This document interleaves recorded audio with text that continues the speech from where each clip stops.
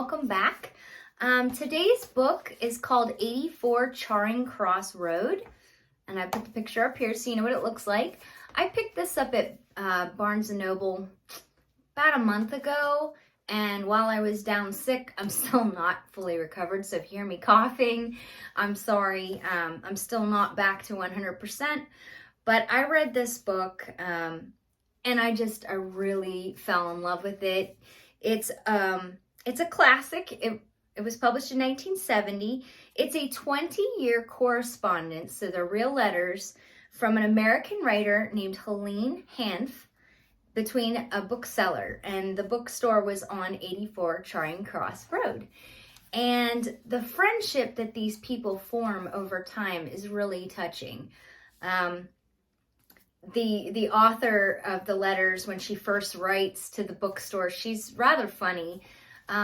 She's not well off. She is an American writer, so she does sell things and she gets by, but she describes her apartment as a hovel, and she complains because she doesn't have a proper bookcase. She has her books sitting in orange milk crates.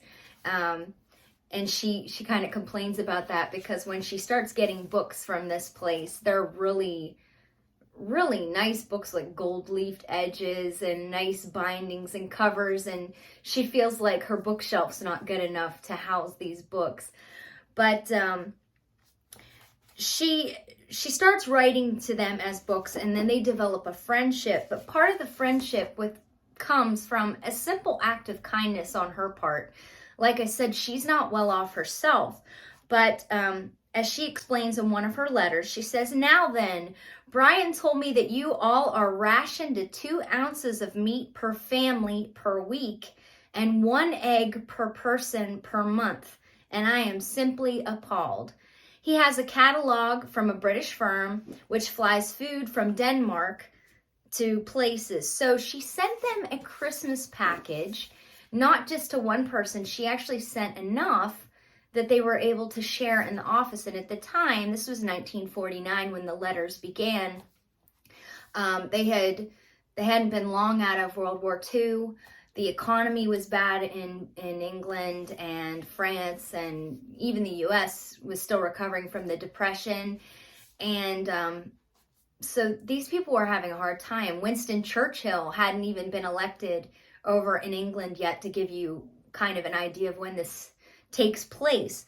But she sends them food to split amongst themselves, and later when she becomes more familiar with them, she even gives them a choice, because over there they have to eat powdered eggs and they complain because they taste like glue. And so she gives them the option of, she sent them a beef tongue. I myself have no intentions of eating a beef tongue. I mean, maybe if I was starving, maybe if Chef Bobby Flay decided to cook me up a beef tongue and then not tell me and just feed it to me and see my reaction and then tell me afterwards. But they were really excited to get a beef tongue. They were really excited to get real fresh eggs, not powdered eggs. And so she starts writing to the one main character, which is Frank. And he's the one that handles most of her book orders. But because of her generosity, she has the ladies that are working at the shop and some of the other gentlemen write to her to thank her for these things. But over 20 years, I mean, she becomes like family, even though she's never met these people in person. So if you get a chance to pick up 84 Charing Cross Road, I highly recommend it. Like I said, it's short, it's an easy read, it's really fascinating, and I don't think you'll regret it.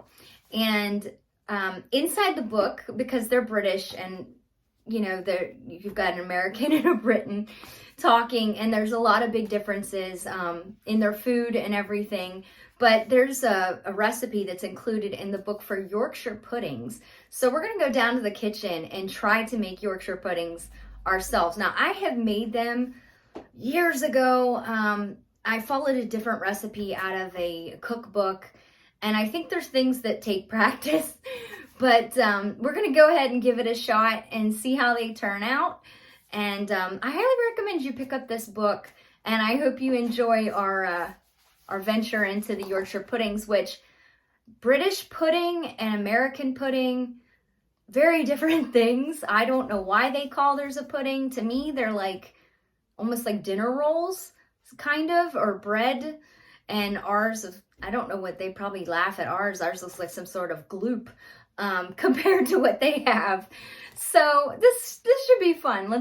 Let's go down to the kitchen and see how it turns out. Okay, we've made it down to the kitchen, and I went ahead and put some ingredients out already to kind of keep the length of the video down. But we are going to make a Yorkshire pudding. I don't know why they call it pudding. To me, it's more like a dinner roll. I've actually made these a long time ago, but then I forgot about them. So this is going to be interesting because I haven't made them in a while. But the recipe is included in the book, and the recipe was given to Helene by Cecily.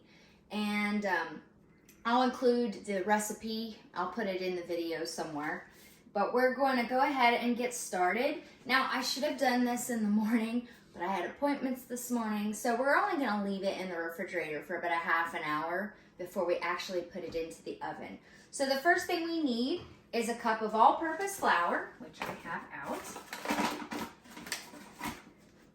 I have a measuring cup. And we're just gonna kind of throw that in loose. We're not gonna pack it down. About a cup. Then we need 1 egg.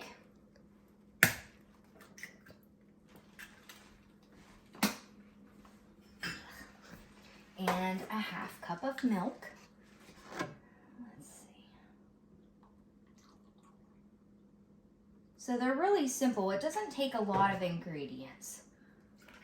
I'm just going to throw that in there, and then we're going to beat it till it's about the consistency of cream, of a thick cream. And I probably could hand beat it, but again, I'm trying to save time. Oh, and a good shake of salt. Sorry, I forgot salt.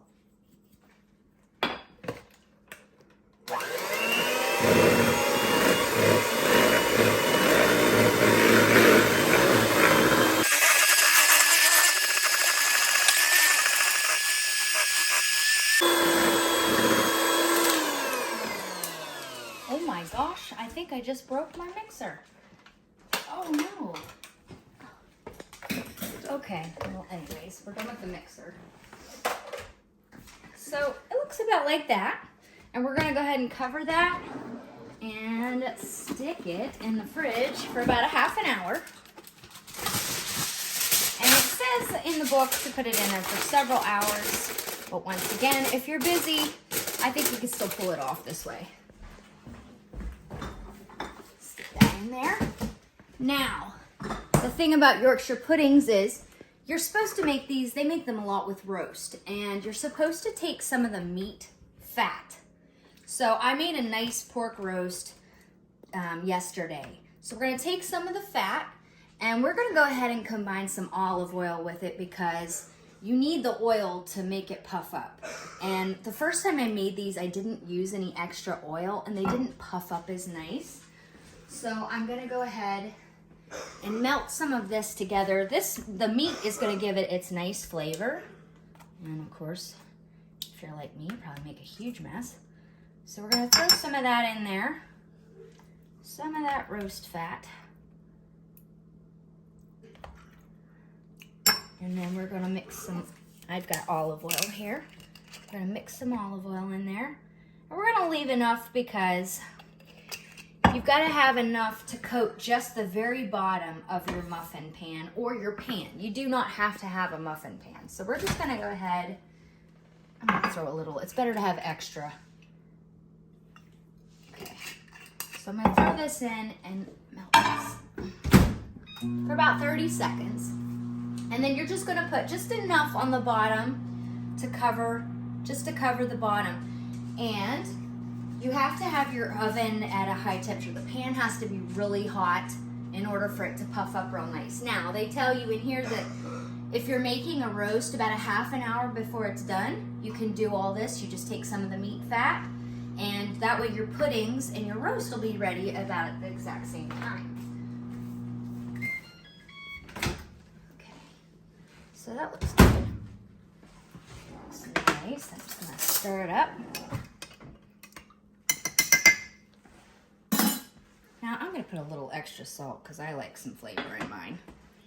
So we're just gonna pour some of this in. Just enough to cover the bottom.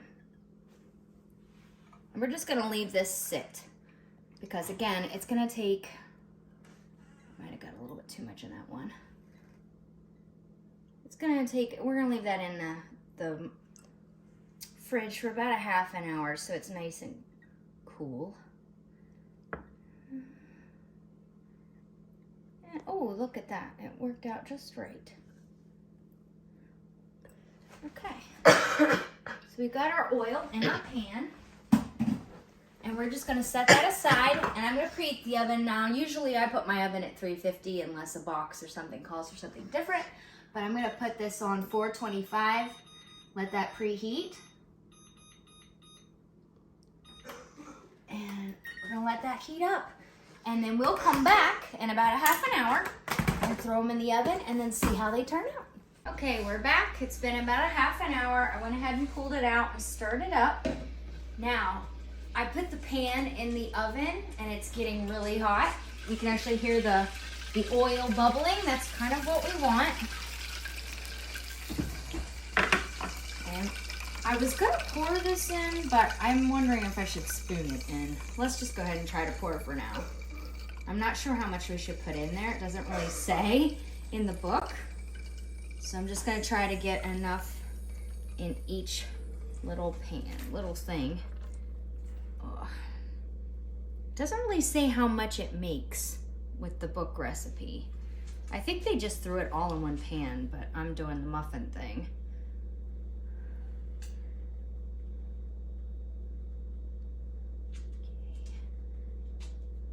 Even if we don't fill them all up, that's okay.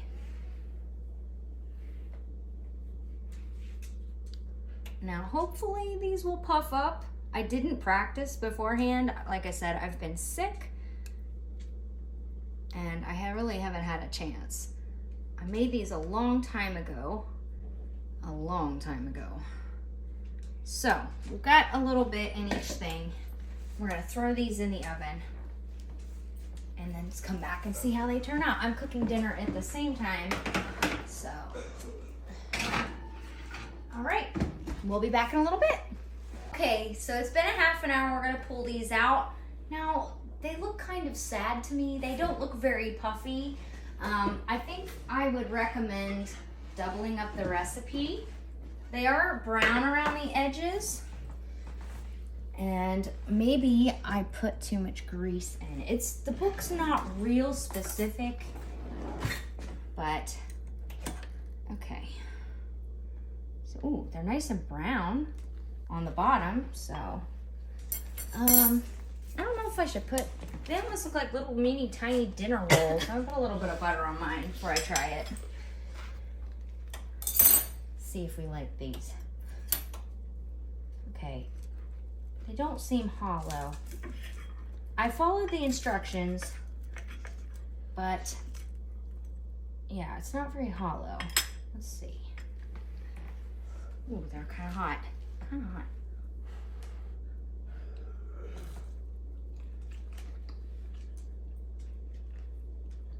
Well, they taste good. They just, they kind of taste like crispy pancakes. Just, you know, without the syrup and stuff. Oh, crunchy. Not bad. I haven't made them for years. I think I remember the last time I made them, they turned out puffier, but maybe I did something wrong.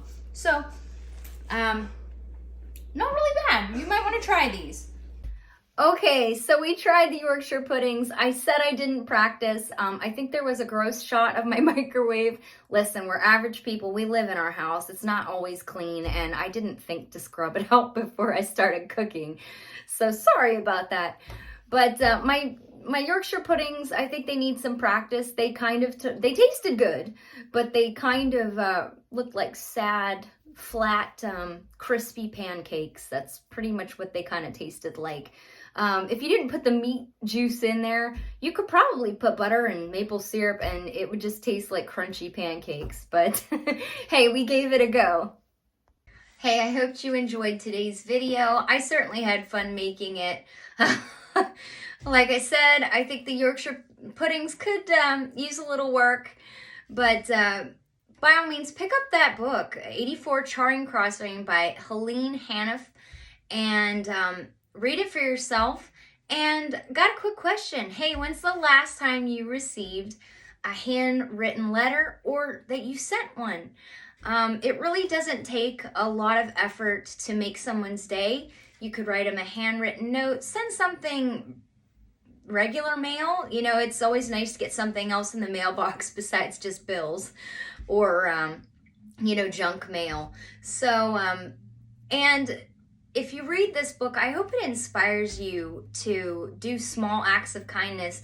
Something that seems really small and insignificant to you just may mean the world to someone else, as it did for these people in this correspondence. And she really created a family away from home. Even though she never got to meet with these people in person, she had an open invitation from all of them. And had she made it to England, she would have had a place to stay and food and friends, and all because of a few simple acts of kindness. So I hope it inspires you, and I hope to see you next time. Bye-bye.